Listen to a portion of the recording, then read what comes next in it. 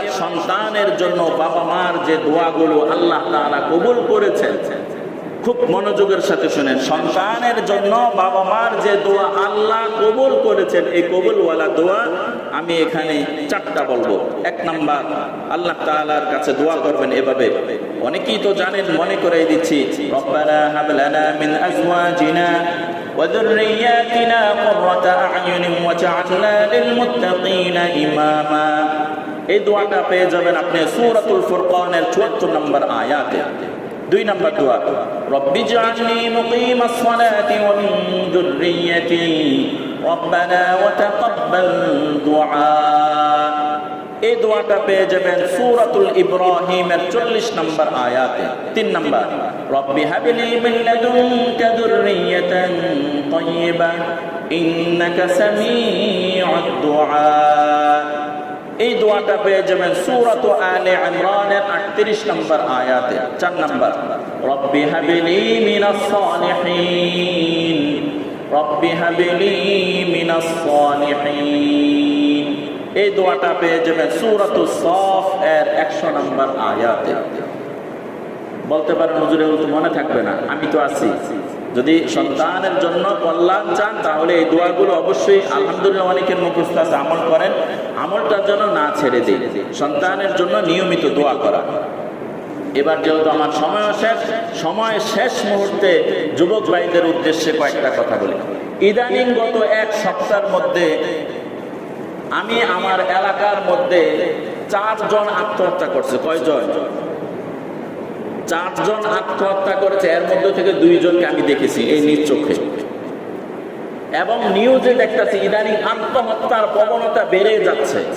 এই আত্মহত্যার অনেকগুলো কারণ আছে, এর মধ্যে 2টা কারণ বেশি নজরে পড়েছে। 1 নম্বর হচ্ছে এসএসসি পরীক্ষার ফলাফল দিল, খারাপ রেজাল্ট করার কারণে কি করেছে? আত্মহত্যা করেছে। আর 2 নম্বর হলো প্রেম প্রীতির কারণে আত্মহত্যা করেছে। তাহলে এই আত্মহত্যা কেন? খুব চিন্তা ভাবনা করার পরে দেখলাম যে এই আত্মহত্যার কারণ হচ্ছে 2টা। কয়টা? 1 নাম্বার হচ্ছে দ্বীনের বুঝ তাদের মধ্যে নাই। ছেলে হোক মেয়ে হোক, দ্বীনের বুঝ তাদের মধ্যে কি নাই, এ কারণে সে আত্মহত্যার পথ বেছে নিয়েছে। 2 নাম্বার, আত্মহত্যা কেন করলো? তার সঙ্গে যারা রয়েছে এরা সবসময় ডিপ্রেশনে ভোগে। যেই ছেলে তার বান্ধবীকে, যেই মেয়ে তার বান্ধবীকে বোঝায়, ছেলে তার অন্য বন্ধুকে বোঝায়, লাইফ দিয়ে কি হবে, এই লাইফে তুমি কিছুই করতে পারলা না, এই ধরনের নেগেটিভ কথা যখন বন্ধু আরেক বন্ধুর কানে ঢুকায় দেয়, সকাল থেকে সন্ধ্যা পর্যন্ত সে ডিপ্রেশনে আর চিন্তিতই থাকে।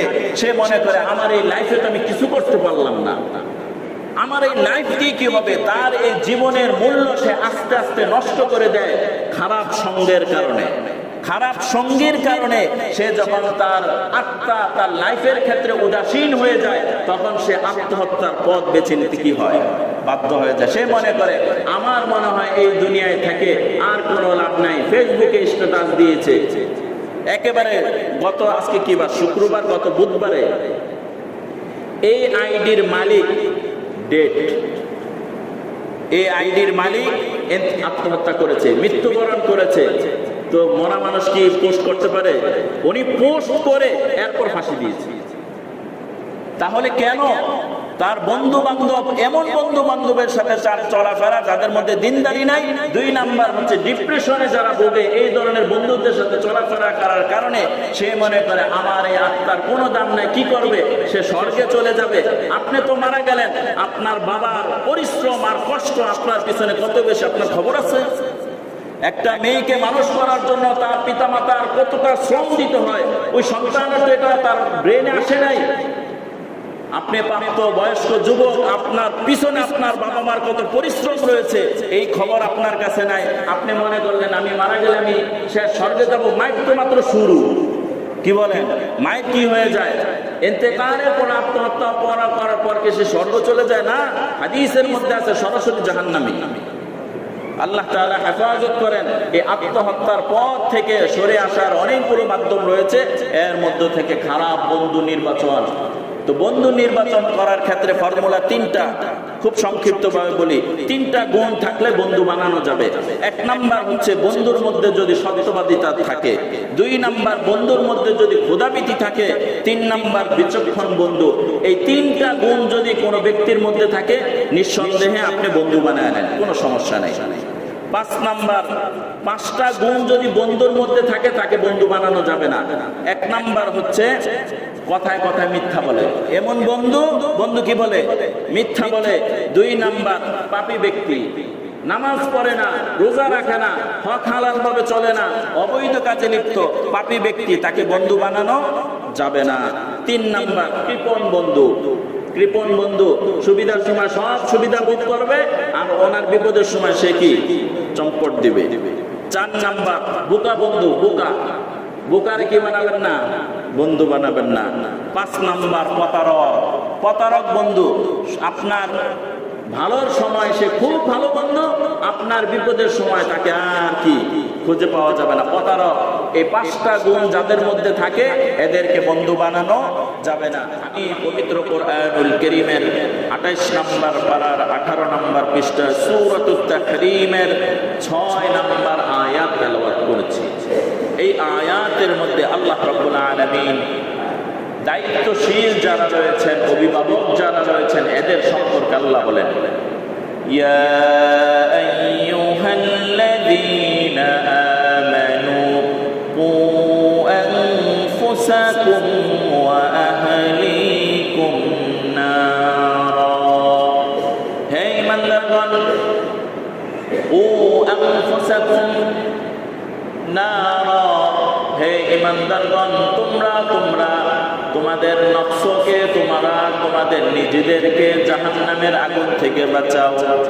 ওয়া আহলিকুম নারা, তুমি নিজে জাহান্নামের আগুন থেকে বাঁচার সাথে সাথে তোমার পরিবারবর্গ যারা রয়েছে, তোমার অধীনস্থ যারা রয়েছে, এদেরকেও জাহান্নামের আগুন থেকে বাঁচাও।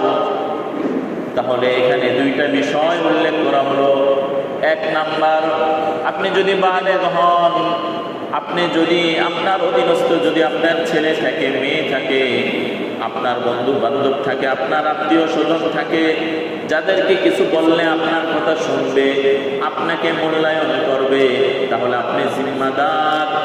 আপনার এই জিম্মাদারি হচ্ছে দ্বীনের পথে মানুষকে পরিচালনা করা।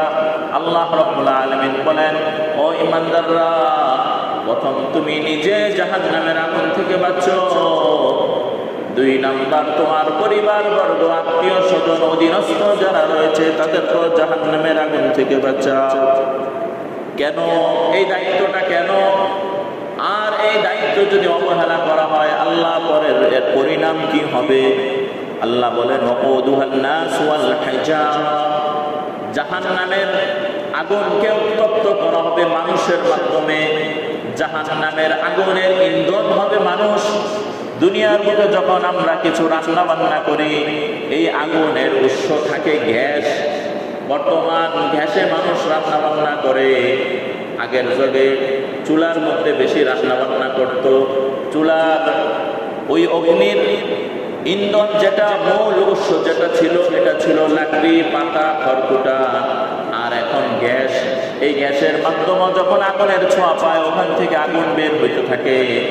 আর আল্লাহ তাআলা বলেন, জাহান্নাম এমন এক অগ্নিকাণ্ড, এর ইন্ধন হবে এক নাম্বার হচ্ছে মানুষ, দুই নাম্বার হচ্ছে ওয়াল হিজারা, দুই নাম্বার হচ্ছে পাথর। অর্থাৎ জাহান্নামের আগুনের মূল উৎস আর ইন্ধন হবে মানুষ আর পাথর। আর আলাইহা মালাইকাতুন গিলাজুন, আর ওই অগ্নিকাণ্ডের চারপাশের মধ্যে এমন ফেরেশতা নিযুক্ত থাকবে, কঠিন হৃদয়ের ফেরেশতা, যেই সমস্ত ফেরেশতাদের দিলের মধ্যে কোনো মায়া দয়া নাই। গিলাজুন শিদাদুন লা ইয়াসুনাল্লাহা মা আমারাহুম, তারা এমন ফেরেশতা থাকবে, আল্লাহ তাআলার প্রতিটা আদেশ তারা অক্ষরে অক্ষরে পালন করবে, আল্লাহর বিরুদ্ধে আচরণ করবে না। ওয়ায়াফআলুনা মা ইউমারুন, আর তাদেরকে যে আদেশই করা হবে তা ওই সাথে সাথেই তারা মেনে নেবে। তাহলে এখানে অভিভাবক যারা রয়েছে এদের সম্পর্কে আল্লাহ বললেন, প্রথমে নিজে জাহান্নামের আগুন থেকে বাঁচো, 2 নাম্বার পরিবার বর্গ আহলে আয়ালকে জাহান্নামের আগুন থেকে বাঁচাও। বুখারী শরীফের হাদিস, আল্লাহ রাসূল বলেন, কুল্লুকুম রাঈন ওয়া কুল্লুকুম মাসউলুন আন রাইয়াতিহি। প্রত্যেকটা মানুষ জিম্মাদার, প্রত্যেকটা মানুষের উপর দায়িত্ব রয়েছে। আর ওয়া কুল্লুকুম মাসউলুন আন রাইয়াতিহি, আর এই প্রতিটা জিম্মাদার ব্যক্তিকে তার দায়িত্ব সম্পর্কে জিজ্ঞেস করা হবে।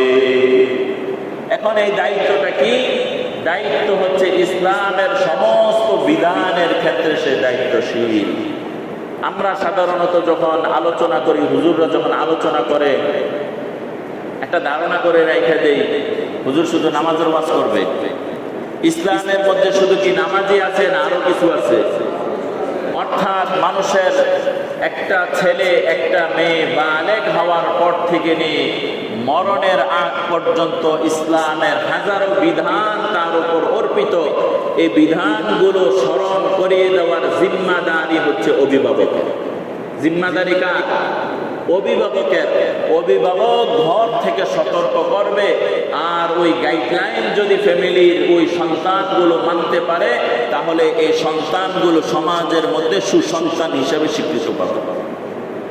আর ফ্যামিলি থেকে, ঘর থেকে যখন গাইডলাইন ঠিকঠাক ভাবে হবে না, তখন এই সন্তান, এই ছেলে আর মেয়ে সমাজের জন্য, রাষ্ট্রের জন্য, পরিশেষে দ্বীন আর ইসলামের জন্য সে কোনো কল্যাণকর হবে না, অকল্যাণ আর অকল্যাণ ধারণ করতে থাকবে। নাউযুবিল্লাহ। এ কারণে কোরআনের অন্য এক আয়াত রয়েছে, সূরাতুত তাগাবুনের 15 নম্বর আয়াত, আল্লাহ তাআলা বলেন, নিশ্চয় তোমরা জেনে রাখো, তোমাদের ধন সম্পদ আর তোমাদের সন্তান এগুলো তোমাদের জন্য ফিতনা, এগুলো তোমাদের জন্য বিপদের কারণ হবে যদি সঠিক গাইডলাইন না হয়। এ কারণে আল্লাহ রাব্বুল আলামিনের কাছে বিশেষভাবে দোয়া করা যে, হে আল্লাহ, আমার অধীনস্থ যারা রয়েছে, আল্লাহ আপনি সকলকে নেককার আর পরহেজগার বানায়া দেন। আজকে জিলহজ মাসের প্রায় শেষের দিকে, 28-29 তারিখ হবে।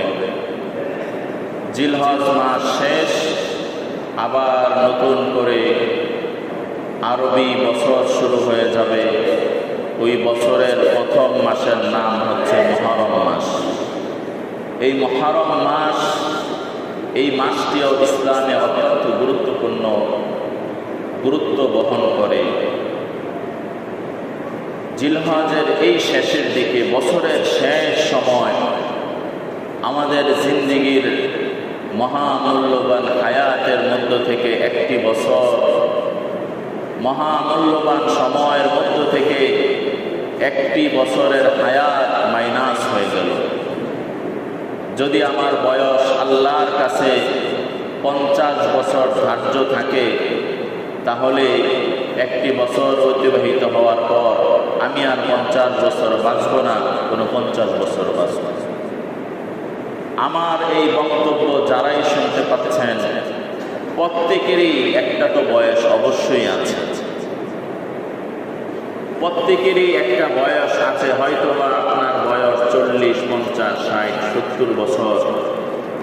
আল্লাহ আপনার জন্য বরাদ্দ রেখেছেন যে আর মাত্র 5 বছর আপনি জীবিত থাকবেন। তার মধ্য থেকে এটা জেনে রাখেন যে বছর কিন্তু একটি শেষ। এখন এই শেষ বছরের হিসাব মিলানোর পালা।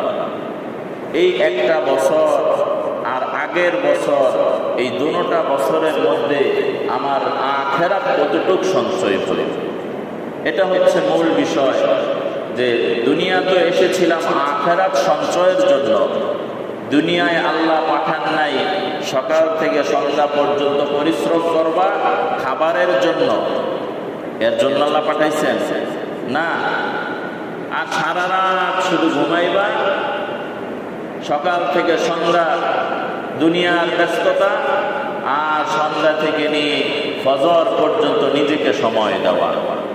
এভাবেই মানুষের বছরের পর বছর কেটে যাচ্ছে। কিন্তু আল্লাহ তো এই কারণে বানান নাই, আল্লাহ বানিয়েছেন তার দাসত্ব আর গোলামির জন্য। তো গত বছর কিভাবে কেটে গেল, এই বছর কিভাবে কাটলো, যদি হিসাব মিলাই দেখতে হবে গত বছরের তুলনায় এই একটা বছর যে আমি অতিবাহিত করলাম, এতে করে আমার কি কিছু আখলাকের মধ্যে উন্নতি হয়েছে কিনা, আমার আমলের মধ্যে তারাক্কি হয়েছে কিনা, আমার ইখলাসের মধ্যে উচ্চ লেভেলে পৌঁছেছে কিনা, আমার ঈমান বৃদ্ধি পেয়েছে কিনা। সব বিষয়ের ক্ষেত্রে যদি আখিরাতকে সামনে রাখি, যদি মনে হয় যে না এই এক বছরে আমার উন্নতি কিছুটা হয়েছে আখিরাতের দিক থেকে, তাহলে এতটুকু বলা যাবে যে একটা বছর কাজে লেগেছে, আলহামদুলিল্লাহ। আর যদি এমন হয় গত বছরের শুরুতে 5 ওয়াক্ত নামাজি ছিলাম, বছরের শেষে এখন 1 ওয়াক্তের নামাজি আমি, তাহলে দুর্ভাগ্য আপনার জন্য, দুর্ভাগ্য আপনার জন্য। গত বছর আপনি 2 ওয়াক্ত নামাজ পড়তেন মসজিদে এসে, আর এখন 1 ওয়াক্ত নামাজ পড়ার জন্য মসজিদে আসেন না, দুর্ভাগ্য আপনার জন্য।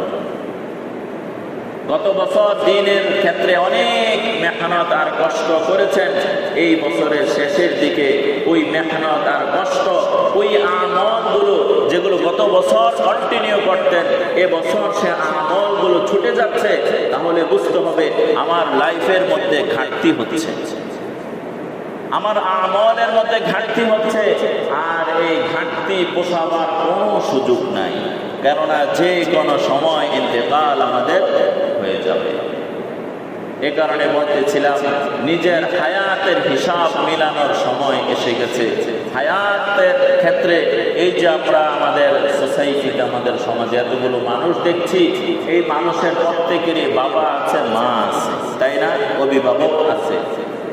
আমার আজকের আলোচ্য বিষয় থাকবে অভিভাবক যারা রয়েছেন এদের কি বৃষ্টি নসিহত করা হবে কোরআন এবং হাদিসের দৃষ্টিতে। বয়ানের শুরুতে প্রাথমিক অবস্থায় যুবকদের তুলনায় বৃদ্ধরা বেশি, তাই না? আর যুবক ভাইরা অপেক্ষায় থাকে হুজুরের বয়ানটা কখন শেষ হবে, তখন হুট করে আইসা নামাজের মধ্যে কি দাঁড়ায় যাবে। কিন্তু অভিভাবক যারা এসে পড়লেন, আপনাদের অধীনস্থ কিন্তু আপনার যুবক ছেলে অবশ্যই রয়েছে, আপনার নাতি কিন্তু অবশ্যই রয়েছে। আপনার আগে তো আপনার ছেলে আর নাতি মসজিদে থাকা দরকার ছিল আগে, কি বলেন? মুরব্বী মানুষ, তার কষ্ট, সে সব সময় তাড়াহুড়া করতে পারে না। কিন্তু যুবক ভাই, আপনি মসজিদে আইসা পড়লেন, আর আপনার ছেলে, আপনার মেয়ে নামাজে দাঁড়াইও না, আপনার মেয়ে সূরা কাহফের আমল এখনো শুরু করে নাই, আপনার ওয়াইফ এখনো আমলে উঠে নাই, জুমার আলোচনা শুরু হয়ে গেল, তাহলে এতে আমাদের দায়িত্বহীনতার পরিচয় হইল। সতর্ক থাকা অভিভাবক যারা রয়েছেন, অভিভাবকদের ক্ষেত্রে বৃষ্টি নসিহত করব কোরআন এবং হাদিসের দৃষ্টিকোণে। শেষে যুবক ভাইয়েরা যারা রয়েছে এদেরকে বিশেষ একটি নসিহত করব, যেহেতু এরা শেষ সময় আছে। বলতে থাকি, আমি পবিত্র কোরআনুল কারীমের 28 নম্বর পারার 18 নম্বর পৃষ্ঠা সূরাতুত তাহরীমের 6 নম্বর আয়াত তেলাওয়াত করেছি। এই আয়াতের মধ্যে আল্লাহ রাব্বুল আলামিন দায়িত্বশীল যারা রয়েছেন, অভিভাবক যারা রয়েছেন, এদের সম্পর্কে আল্লাহ বলেন, ইয়া আইয়ুহাল্লাযীনা আমানু কু আনফুসাকুম ওয়া আহলিকুম নারা। হে ঈমানদারগণ, কু আনফুসাকুম নারা, হে ঈমানদারগণ, তোমরা তোমাদের নফসকে, তোমাদের নিজেদেরকে জাহান্নামের আগুন থেকে বাঁচাও। ওয়া আহলিকুম নারা, তুমি নিজে জাহান্নামের আগুন থেকে বাঁচার সাথে সাথে তোমার পরিবারবর্গ যারা রয়েছে, তোমার অধীনস্থ যারা রয়েছে, এদেরকেও জাহান্নামের আগুন থেকে বাঁচাও। তাহলে এখানে 2টা বিষয় উল্লেখ করা হলো। 1 নাম্বার, আপনি যদি বালেগ হন, আপনি যদি আপনার অধীনস্থ যদি আপনার ছেলে থাকে, মেয়ে থাকে, আপনার বন্ধু বান্ধব থাকে, আপনার আত্মীয় স্বজন থাকে, যাদেরকে কিছু বললে আপনার কথা শুনবে, আপনাকে মূল্যায়ন করবে, তাহলে আপনি জিম্মাদার। আপনার এই জিম্মাদারি হচ্ছে দ্বীনের পথে মানুষকে পরিচালনা করা। আল্লাহ রাব্বুল আলামিন বলেন, ও ঈমানদাররা, প্রথম তুমি নিজে জাহান্নামের আগুন থেকে বাঁচো, 2 নাম্বার তোমার পরিবার বর্গ, আত্মীয় স্বজন, অধীনস্থ যারা রয়েছে তাদেরকে জাহান্নামের আগুন থেকে বাঁচাও। কেন এই দায়িত্বটা কেন? আর এই দায়িত্ব যদি অবহেলা করা হয়, আল্লাহ পরের এর পরিণাম কি হবে? আল্লাহ বলেন, ওয়াকুদুহান নাস ওয়াল হিজারা, জাহান্নামের আগুনকে উত্তপ্ত করা হবে মানুষের মাধ্যমে। জাহান্নামের আগুনের ইন্ধন হবে মানুষ। দুনিয়ার বুকে যখন আমরা কিছু রান্না বান্না করি, এই আগুনের উৎস থাকে গ্যাস। বর্তমান গ্যাসে মানুষ রান্না বান্না করে।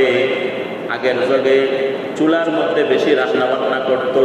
চুলার ওই অগ্নির ইন্ধন যেটা, মূল উৎস যেটা ছিল, এটা ছিল লাকড়ি, পাতা, খড়কুটা। আর এখন গ্যাস। এই গ্যাসের মাধ্যমে যখন আগুনের ছোঁয়া পায়, ওখান থেকে আগুন বের হইতে থাকে। আর আল্লাহ তাআলা বলেন, জাহান্নাম এমন এক অগ্নিকাণ্ড, এর ইন্ধন হবে 1 নাম্বার হচ্ছে মানুষ, 2 নাম্বার হচ্ছে ওয়াল হিজারা, 2 নাম্বার হচ্ছে পাথর। অর্থাৎ জাহান্নামের আগুনের মূল উৎস আর ইন্ধন হবে মানুষ আর পাথর। আর আলাইহা মালাইকাতুন গিলাজুন, আর ওই অগ্নিকাণ্ডের চারপাশের মধ্যে এমন ফেরেশতা নিযুক্ত থাকবে, কঠিন হৃদয়ের ফেরেশতা, যেই সমস্ত ফেরেশতাদের দিলের মধ্যে কোনো মায়া দয়া নাই।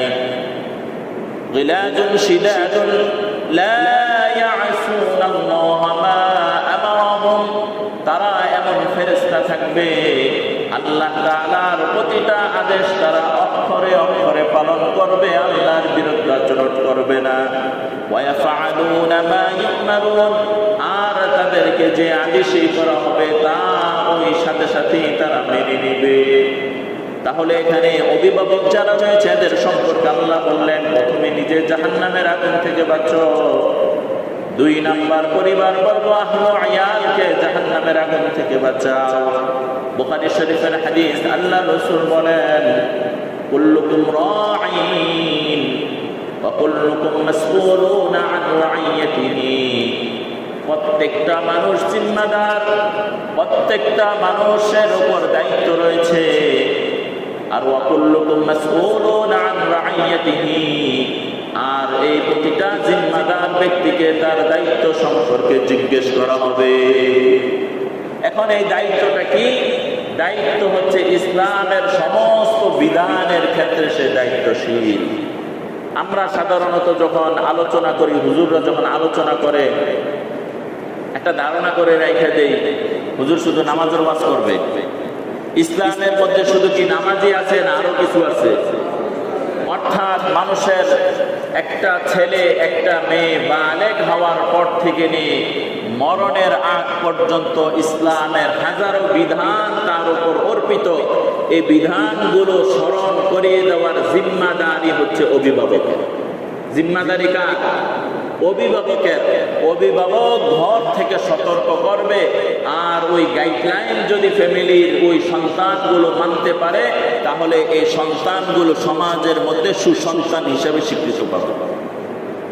আর ফ্যামিলি থেকে, ঘর থেকে যখন গাইডলাইন ঠিকঠাকভাবে হবে না, তখন এই সন্তান, এই ছেলে আর মেয়ে সমাজের জন্য, রাষ্ট্রের জন্য, পরিশেষে দ্বীন আর ইসলামের জন্য সে কোনো কল্যাণকর হবে না, অকল্যাণ আর অকল্যাণ দ্বারা ভরপুর থাকবে। নাউযুবিল্লাহ।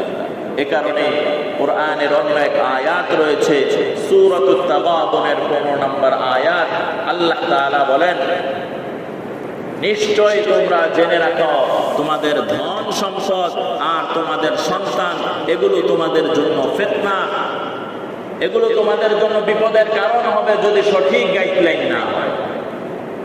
এ কারণে আল্লাহ রাব্বুল আলামিনের কাছে বিশেষভাবে দোয়া করা যে, হে আল্লাহ, আমার অধীনস্থ যারা রয়েছে, আল্লাহ আপনি সকলকে নেককার আর পরহেজগার বানায়া দেন।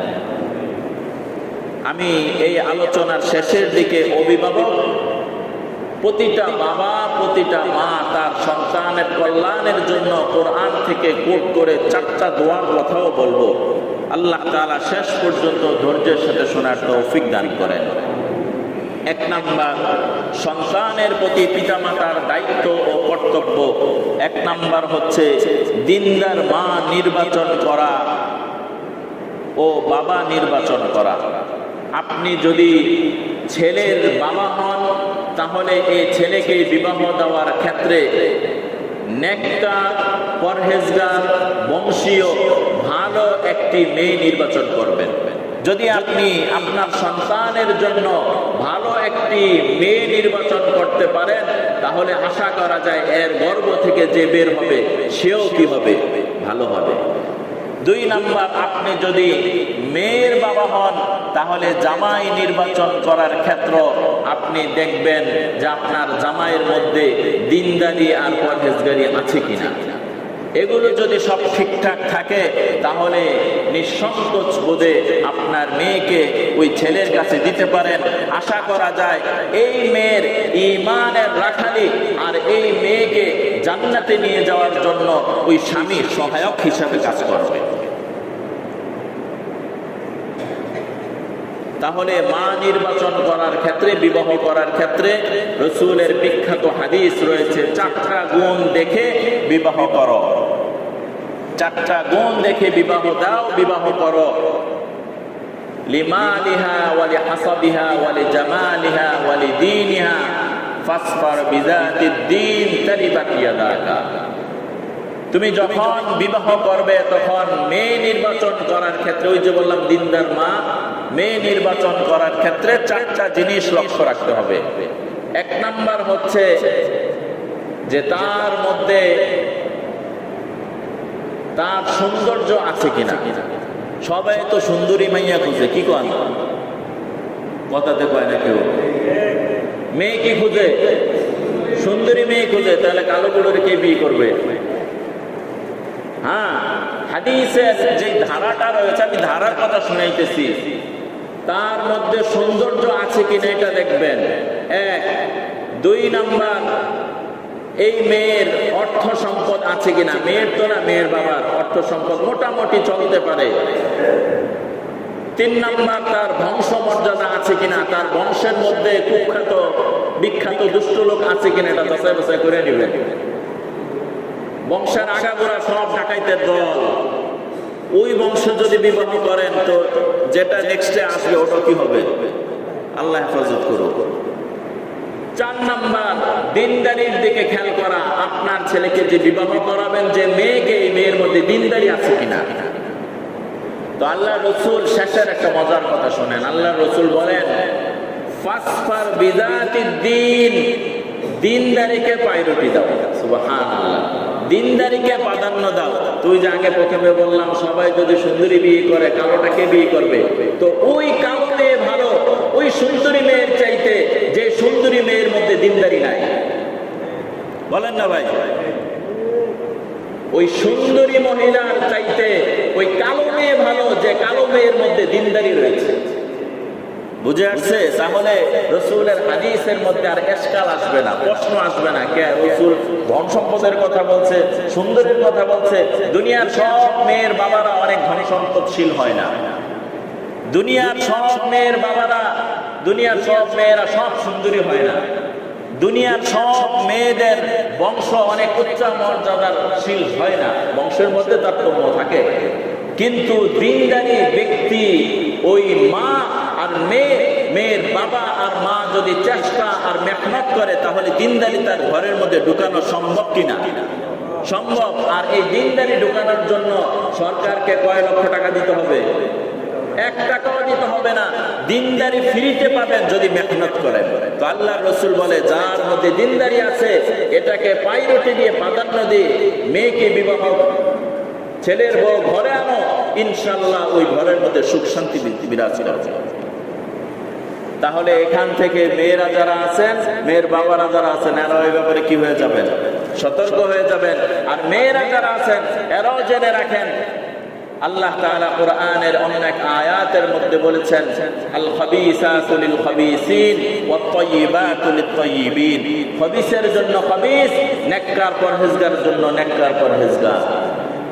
সুতরাং অবৈধ ভালোবাসা যদি মেয়ে করে, দুইজন তিনজন পুরুষের সাথে সম্পর্ক রাখে, বিবাহ দেওয়ার সময় পাক্কা নামাজি দিনদারি পরহেজগার একটা ছেলে খুঁজে, মেয়ের বাবারা আছে কিনা? না, পাবেন না, সঠিকটা পাবেন না। আবার ছেলে যিনি, যুবক ভাই যিনি রয়েছেন, উনি যদি অবৈধ সম্পর্ক রাখেন, দুই তিনটা মেয়ের সাথে যদি খারাপ রিলেশনের সম্পর্ক রাখেন, আর বিয়ে করার সময় চান এমন একেবারে দিনদার পরহেজগার পর্দাশীল, যার নামাজ ছুটে না, খুব ভালো, এমন একটা মেয়ে খুঁজে, তো এই মেয়ে তো আপনি পাবেন না, কারণ আপনার ভিতরে প্রথমে কি আছে? 2 নম্বরই আছে। এ কারণে যদি নিজে পরহেজগার হন আর আল্লাহ তাআলার কাছে দোয়া করেন, ইনশাআল্লাহ আল্লাহ আপনার জন্য নেককার পুত পবিত্র একটা মেয়ে আপনার জন্য বরাদ্দ রেখেছে, অচিরেই আপনার কাছে ফিরে আসবে। আর আপনি যদি দিনদার পরহেজগার মেয়ে হন, তাহলে আল্লাহ তাআলার কাছে দোয়া করেন, একেবারে পুত পবিত্র ভার্জিন পিওর একটা ছেলে আপনার স্বামী হিসাবে আপনাকে গ্রহণ করে নেবে। সুতরাং খারাপের মধ্যে, গুনার মধ্যে কোনো মজা নাই। গুনাহ যত করবেন ওইভাবে পিছনে পিছনে কি আটকায় যেতে হবে। এ কারণে যুবক ভাই, যুবতী এবং পিতা মাতা যারা রয়েছেন, সকলে এই বিষয়গুলোর ব্যাপারে সতর্ক থাকা। আল্লাহ তাআলা আমাদের সকল ছেলে মেয়েগুলোকে দিনদার পরহেজগার বানায়া দেন। 2 নাম্বার, নেক সন্তান লাভের জন্য স্বামী স্ত্রী যখন একান্তে মিলিত হয়, তখন এটা শুধু জৈবিক চাহিদা নয়, বরং এই নিয়তে স্বামী স্ত্রী একসাথে মিলিত হওয়া যে আল্লাহ তাআলা যদি আমাদেরকে কোনো সন্তান দেন, আল্লাহ যেন নেককার সন্তান দান করেন। স্বামী স্ত্রী একসাথে মিলিত হবে, এটা জৈবিক চাহিদা এখানেই শেষ নয়। কেননা জৈবিক চাহিদা শুধু পুরুষ আর মহিলার মধ্যে সীমাবদ্ধ নয়, আল্লাহ তাআলার সমস্ত মাখলুকের মধ্যে আল্লাহ জৈবিক চাহিদা দিয়ে দিয়েছে। সুতরাং এটা মুখ্য উদ্দেশ্য না। মুখ্য উদ্দেশ্য হচ্ছে স্বামী স্ত্রী একসাথে মিলিত হবে, মিলিত হওয়ার পর আল্লাহ যেটাই দেয়, ছেলে দেখ মেয়ে দেখ, যেন নেককার হয়, আর ওই সন্তান আপনার জন্য জান্নাতে যাওয়ার কারণ হবে। এ কারণে অনেকগুলো আদব রয়েছে, এর মধ্য থেকে একটা আদবের কথা বলি, দোয়া পড়া। দোয়া হচ্ছে বিসমিল্লাহি আল্লাহুম্মা জান্নিবাশ শাইতানি মিম্মা রাযাকতানা, অথবা বিসমিল্লাহ বলা, অথবা আল্লাহুম্মা জান্নিবাশ শাইতান, যে আল্লাহ শয়তানের ওয়াসওয়াসা থেকে আমাদের এই পবিত্র বন্ধনের মধ্যে শয়তান যেন কি না ঢুকে যেতে পারে, এবং এই উভয় মিলিত হওয়ার পর আপনি আমাদেরকে একটা নেককার সন্তান দেন। চাই সে পুরুষ, চাই ছেলে হবে, চাই মেয়ে হবে, যেটাই দিবেন আল্লাহ নেককার সন্তান দান করেন। তো আল্লাহ তাআলা নেককার সন্তান দান করেন।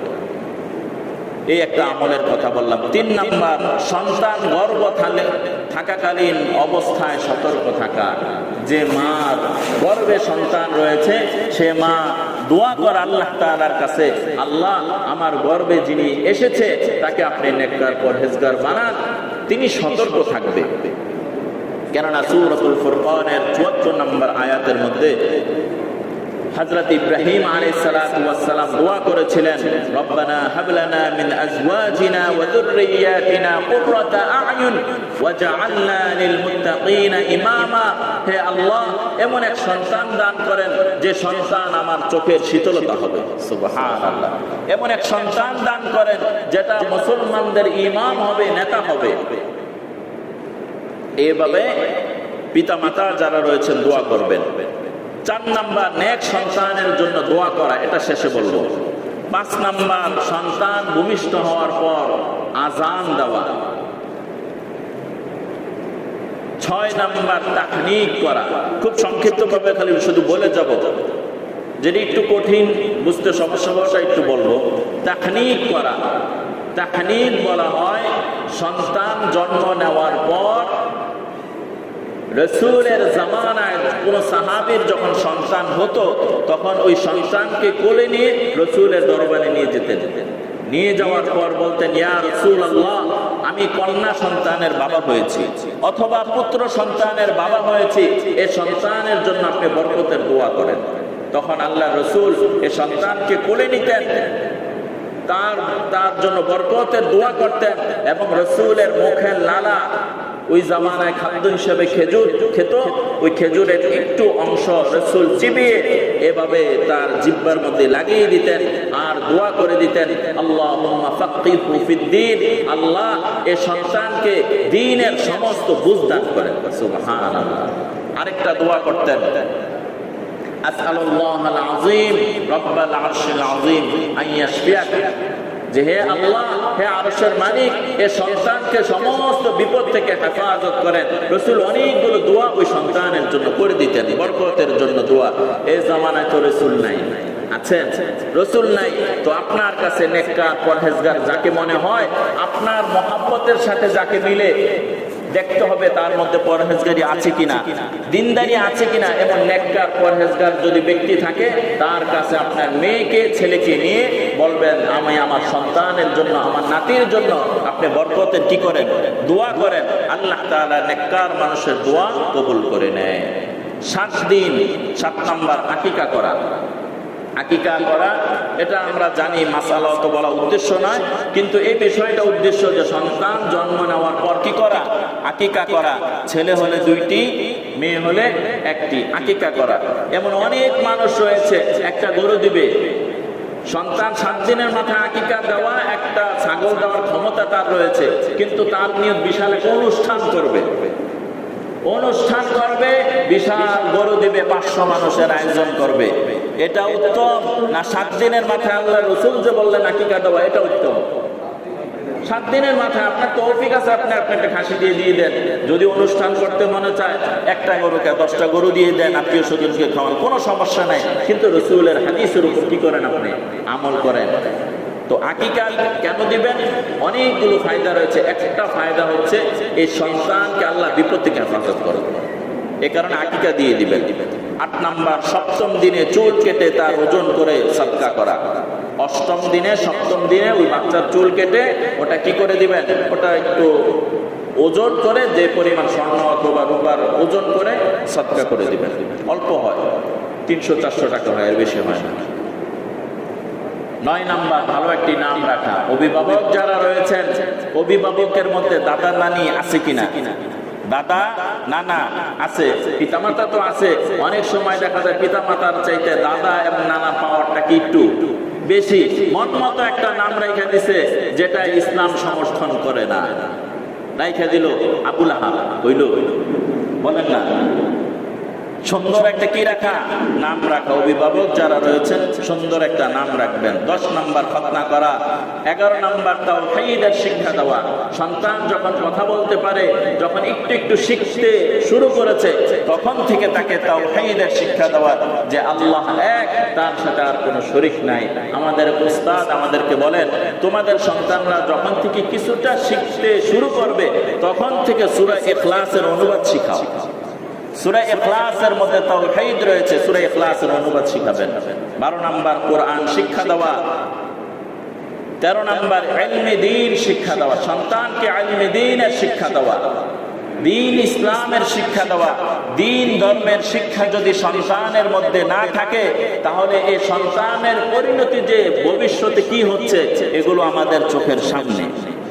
বিস্তারিত বলার সময় নাই। দিন, সন্তান, ছেলে আর মেয়ের মধ্যে যদি দিনদারি না থাকে, এটা যে কতটা খারাপ হতে পারে। আল্লাহ যে কোরআনে বলেছেন, পশু না, পশুর চাইতে নিকৃষ্ট, তার চাইতে নিকৃষ্ট সমাজের মধ্যে দেখা যায়। হয়তোবা 3-4 মাস আগে, আরো বেশি হবে, আমি এমন এক নিউজ পেয়েছি, বন্ধুকে হত্যা করে বন্ধুর গোশত রান্না করে খাইছে। এমন নিউজ আপনারা পাইছেন? বান্দরবান না কোথায় জানো? বন্ধু একটা মানুষকে কিভাবে হত্যা করে, এখানেই শেষ না, হত্যা করার পর তার গোশত রান্না করে খায় এরা মানুষ। আরো কিছু ঘটনা, এগুলো কেন, এই ঘটনাগুলো কেন ঘটে, আমাদের চোখের সামনে কেন আসে?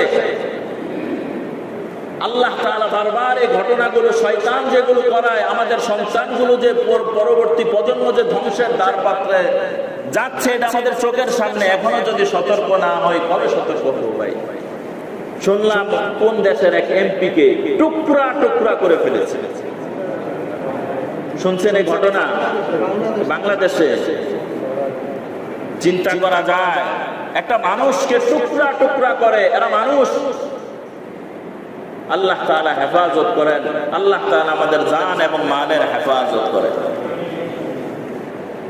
14 নম্বর আদব শিক্ষা দেওয়া, সন্তানকে আদব শিক্ষা দেওয়া। 15 নম্বর ইনসাফ করা। ছেলে আছে মেয়ে আছে, উভয়ের দিকে ইনসাফ করা। 2 ছেলে আছে ইনসাফ করা, 2 মেয়ে আছে ইনসাফ করা। অনেক সময় বাবা মাও 2 নজরে দেখে। 2টা ছেলে আছে ইনসাফ করবেন। বড় ছেলেকে 100 টাকা দিয়েছেন, ছোট ছেলেকে 100 টাকা দিবেন, প্রয়োজন বেঁধে ইনসাফ করবেন। বেইনসাফি করা যাবে না। আর মুরব্বী হয়ে গেলে তো এক ছেলে যদি একটু আদর যত্ন বেশি করে আরেকজনে কম করে, সব সম্পত্তি ওর নামে। আবার আরেক ছেলে বা মেয়ে যদি বাপ মানে সিস্টেম করে বুঝাই দিতে পারে, তাহলে সে এটা খেয়াল করেন, আমার তো আরো 2টা মেয়ে রয়েছে, আমার তো আরো 2টা ছেলে রয়েছে, এই ছেলের নামে সব সম্পত্তি আমি কিভাবে দিয়ে দিই। এই ব্যাপারে আমাদের মুরব্বী যারা, বিশেষ করে মুরব্বী যারা, এরা এই ব্যাপারে কি থাকবো ভাই, সতর্ক থাকবো। ছোট্ট একটা হাদিস শোনাই। আল্লাহ রাসূল সাল্লাল্লাহু আলাইহি ওয়াসাল্লামের কাছে এক সাহাবী এসে বললেন, ইয়া রাসূলুল্লাহ, জিহাদের অনেক বয়ান শুনছে। বুঝতে পারছেন, আল্লাহ রাসূল জিহাদের অনেক বয়ান দিছে যে দানের এত ফজিলত, এত ফজিলত। ওই সাহাবী এসে বলে, ইয়া রাসূলুল্লাহ, আমার জান আর মাল আপনার রাস্তায় কুরবানি হোক। আল্লাহ রাসূল বললেন, আমিন। অতঃপর ওই সাহাবী বললেন, ইয়া রাসূলুল্লাহ, আমার সব সম্পত্তি আল্লাহর রাস্তায় দান করে দিব। আল্লাহ রাসূল বললেন, তোমার পরিবারে কি কেউ নাই? ইয়া রাসূলুল্লাহ, আমার পরিবার তো আমার ছেলে মেয়ে বিবি রয়েছে। তো আল্লাহ রাসূল বললেন, সব সম্পত্তি আল্লাহর রাস্তায় দেওয়ার অধিকার তোমার নাই, কেননা সন্তানের হক তোমার উপর রয়েছে, মেয়ের হক তোমার উপর রয়েছে, স্ত্রীর হক তোমার উপর রয়েছে। সব সম্পত্তি আল্লাহর রাস্তায় দেওয়ার অনুমতি আল্লাহ রাসূল দেয় নাই, বিখ্যাত বুজুর্গ তিনি অনুমতি দেয় নাই। তো আপনার আমি কোন চিন্তায় বেইনসাফি করি? আল্লাহ তাআলা আমাদেরকে হেফাজত করেন। 16 নম্বর নামাজের শিক্ষা দেওয়া, সন্তানকে নামাজের শিক্ষা দেওয়া। 17 নম্বর ছেলে মেয়ের বিবাহের ব্যবস্থা করা। প্রাপ্ত বয়স্ক হলে ছেলে মেয়েকে খুব দ্রুত বিয়ে দেওয়ার চেষ্টা করা। এখন তো আধুনিক জামানা, মেয়ের বয়স 35 বছর হয়ে গেছে, এখনো খুকি। ছেলের বয়স প্রায় বালেগ হয়ে গেছে, প্রায় 20 বছর, 25 বছর, 30 বছর হয়ে গেছে, ছেলেকে বিবাহ দেয় না, যে ছেলে এখনো নিজের পায়ে কি দাঁড়ায় নাই। এই কারণে ছেলেকে বিবাহ দেয় না। ছেলে বিয়ে করে কি করবে? এদিকটার ছেলে যে আরো সবকিছু যে জয় করে লিখতেছে, এটা তো সবাই জানে। এ কারণে প্রাপ্ত উপযুক্ত হয়ে গেলে ছেলে মেয়েকে কি দেওয়া? বিবাহ দিয়ে দেওয়া। আরেকটা সতর্কবাণী শোনাই, বিবাহ না দেওয়ার কারণে এই প্রাপ্ত বালেগা আর বালেগ ছেলে মেয়ে যদি অপরাধে, অবৈধ কাজে, কর্মকাণ্ডে যদি যুক্ত হয়ে যায়, এর জন্য পিতামাতা আল্লাহ তাআলার দরবারে আসামি হয়ে যাবে। আল্লাহ তাআলা হেফাজত করেন। 18 নম্বর পাপাচার থেকে বিরত রাখা, সন্তানকে পাপাচার থেকে বিরত রাখা। 19 নম্বর সন্তানের জন্য দোয়া করা। এই বিষয়টাও একটু পরে বলবো। 20 নম্বর পিতামাতার কি কি হক রয়েছে সন্তানের উপর তা শিক্ষা দেওয়া। আপনি যে বাবা হলেন, আপনি যে মা হলেন, আপনার সন্তান, আপনার যে কি হক রয়েছে, মার কি হক রয়েছে, বাবার কি হক রয়েছে, এটা আপনি শিক্ষা দেন না আপনার সন্তানকে। তো সন্তান তো আপনার মুখের উপর কথা বলবেই, বলেন না ভাই? এই সন্তানকে এটা শিক্ষা দেওয়া হয় নাই যে কোরআনের আয়াত রয়েছে, বাবা মার মুখের সামনের উপর তোমার আওয়াজ যেন উঁচা না হয়ে যায়। وَقَضَى رَبُّكَ أَلَّا تَعْبُدُوا إِلَّا إِيَّاهُ وَبِالْوَالِدَيْنِ إِحْسَانًا إِمَّا يَبْلُغَنَّ أَحَدُهُمَا الْكِبَرَ أَحَدُهُمَا فَلَا تَقُل لَّهُمَا أُفٍّ। এখানে যে পিতামাতা যদি বৃদ্ধ হয়ে যায়, তখন তাদের মুখের উপর, জবানের উপর উচ্চ আওয়াজে কথা বলো না, এটা কোরআনে শিক্ষা রয়েছে। ফালা তাকুল লাহুমা উফিউ ওয়ালা তানহারহুমা ওয়া কুল লাহুমা কাওলান কারীমা।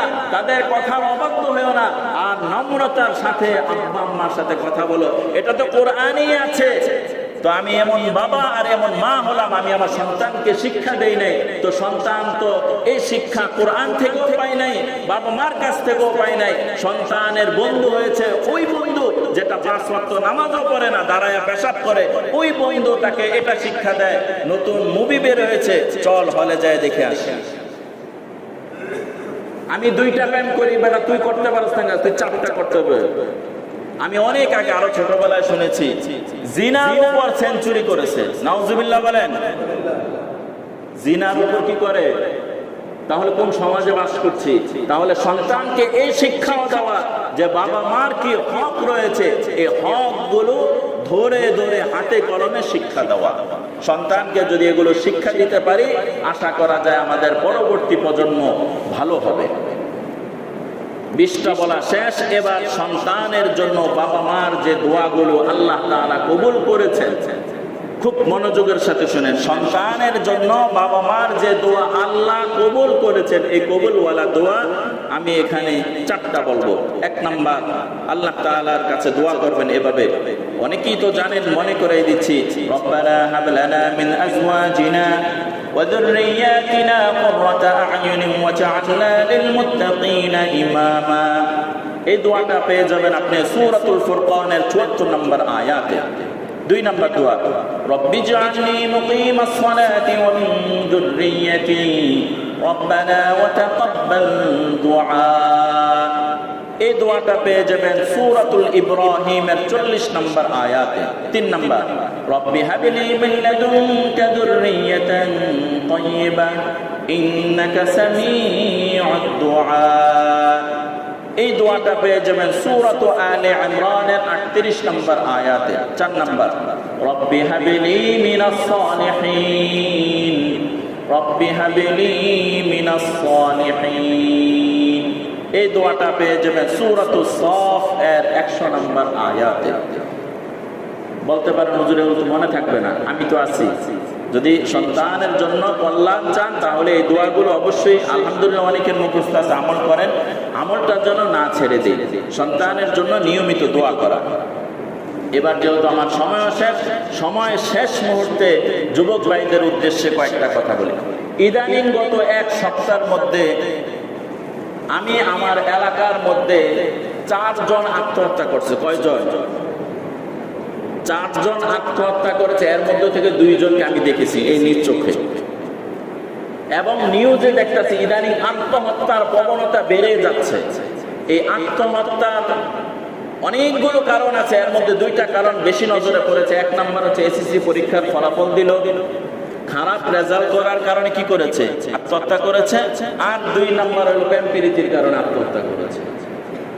তাহলে এই আত্মহত্যা কেন? খুব চিন্তা ভাবনা করার পরে দেখলাম যে এই আত্মহত্যার কারণ হচ্ছে 2টা। কয়টা?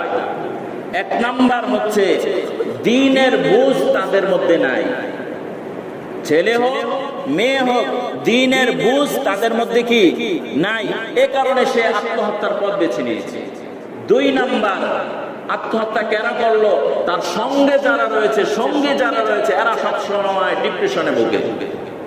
যেই ছেলে তার বান্ধবীকে, যেই মেয়ে তার বান্ধবীকে বোঝায়, ছেলে তার অন্য বন্ধুকে বোঝায়, লাইফ কি হবে, এই লাইফে তুমি কিছুই করতে পারলা না, এই ধরনের নেগেটিভ কথা যখন বন্ধু আরেক বন্ধুর কানে ঢুকায় দেয়, সকাল থেকে সন্ধ্যা পর্যন্ত সে ডিপ্রেশনে আর চিন্তিতই থাকে। সে মনে করে আমার এই লাইফে তো আমি কিছু করতে পারলাম না, আমার এই লাইফ দিয়ে কি হবে। তার এই জীবনের মূল্য সে আস্তে আস্তে নষ্ট করে দেয় খারাপ সঙ্গের কারণে। খারাপ সঙ্গীর কারণে সে যখন তার আত্মা তার লাইফের ক্ষেত্রে উদাসীন হয়ে যায়, তখন সে আত্মহত্যার পথ বেছে নিতে কি হয়? বাধ্য হয়ে যায়। সে মনে করে আমার মনে হয় এই দুনিয়ায় থেকে আর কোনো লাভ নাই, ফেসবুকে স্ট্যাটাস দিয়েছে। একেবারে গত আজকে কি বার? শুক্রবার, গত বুধবারে এই আইডির মালিক ডেট, এই আইডির মালিক আত্মহত্যা করেছে, মৃত্যুবরণ করেছে। তো মরা মানুষ কি পোস্ট করতে পারে? উনি পোস্ট করে এরপর ফাঁসি দিয়েছে। তাহলে কেন? তার বন্ধু বান্ধব এমন বন্ধু বান্ধবের সাথে চলাফেরা যাদের মধ্যে দিনদারি নাই। 2 নাম্বার হচ্ছে ডিপ্রেশনে যারা ভোগে, এই ধরনের বন্ধুদের সাথে চলাফেরা করার কারণে সে মনে করে আমার এই আত্মার কোনো দাম নাই, কি করবে, সে স্বর্গে চলে যাবে। আপনি তো মারা গেলেন, আপনার বাবার পরিশ্রম আর কষ্ট আপনার পিছনে কত বেশি আপনার খবর আছে? একটা মেয়েকে মানুষ করার জন্য তার পিতামাতার কতটা শ্রম দিতে হয়, ওই সন্তানের তো এটা তার ব্রেনে আসে নাই। আপনি প্রাপ্ত বয়স্ক যুবক, আপনার পিছনে আপনার বাবা মার কত পরিশ্রম রয়েছে, এই খবর আপনার কাছে নাই। আপনি মনে করলেন আমি মারা গেলে আমি সে স্বর্গে যাবো। মাইক তো মাত্র শুরু, কি বলেন, মাইক কি হয়ে যায়? ইন্তেকালের পর আত্মহত্যা করার পর কি সে স্বর্গ চলে যায়? না, হাদিসের মধ্যে আছে সরাসরি জাহান্নামী। আল্লাহ তাআলা হেফাজত করেন। এই আত্মহত্যার পথ থেকে সরে আসার অনেকগুলো মাধ্যম রয়েছে, এর মধ্যে থেকে খারাপ বন্ধু নির্বাচন। তো বন্ধু নির্বাচন করার ক্ষেত্রে ফর্মুলা 3টা, খুব সংক্ষিপ্তভাবে বলি। 3টা গুণ থাকলে বন্ধু বানানো যাবে। 1 নাম্বার হচ্ছে বন্ধুর মধ্যে যদি সত্যবাদিতা থাকে, 2 নাম্বার বন্ধুর মধ্যে যদি ক্ষুধাভীতি থাকে, 3 নাম্বার বিচক্ষণ বন্ধু। এই 3টা গুণ যদি কোনো ব্যক্তির মধ্যে থাকে, নিঃসন্দেহে আপনি বন্ধু বানায় নেন, কোনো সমস্যা নেই। 5 নাম্বার, 5টা গুণ যদি বন্ধুর মধ্যে থাকে তাকে বন্ধু বানানো যাবে না। 1 নাম্বার হচ্ছে কথায় কথায় মিথ্যা বলে, এমন বন্ধু কি বলে, মিথ্যা বলে। 2 নাম্বার পাপী ব্যক্তি, নামাজ পড়ে না, রোজা রাখে না, হক হালাল ভাবে চলে না, অবৈধ কাজে লিপ্ত পাপী ব্যক্তি, তাকে বন্ধু বানানো যাবে না। 3 নাম্বার কৃপণ বন্ধু, সুবিধার সময় সব সুবিধা ভোগ করবে আর ওনার বিপদের সময় সে কি চম্পট দিবে। 4 নাম্বার বোকা বন্ধু, বোকার কি বানাবেন না, বন্ধু বানাবেন না। 5 নাম্বার প্রতারক বন্ধু, আপনার ভালোর সময় সে খুব ভালো বন্ধু, আপনার বিপদের সময় তাকে আর কি খুঁজে পাওয়া যাবে না, প্রতারক। এই 5টা গুণ যাদের মধ্যে থাকে এদেরকে বন্ধু বানানো যাবে না। আল্লাহ রাব্বুল আলামিন এতক্ষণ আলোচনার মধ্যে 2টা বিষয় আলোচনায় আসলো। 1 নাম্বার অভিভাবক যারা রয়েছেন এদের কিছু দায়িত্ব আর কর্তব্য, এই ব্যাপারে আমরা সতর্ক থাকব। 2 নাম্বার আমার যুবক ভাইরা যারা রয়েছেন তারা বন্ধু নির্বাচন করার ক্ষেত্রে এই ফর্মুলাগুলো অনুসরণ করব। আল্লাহ রাব্বুল আলামিন আমাদের প্রত্যেককে সহিভাবে বুঝে আমল করার তৌফিক দান করেন। আমিন।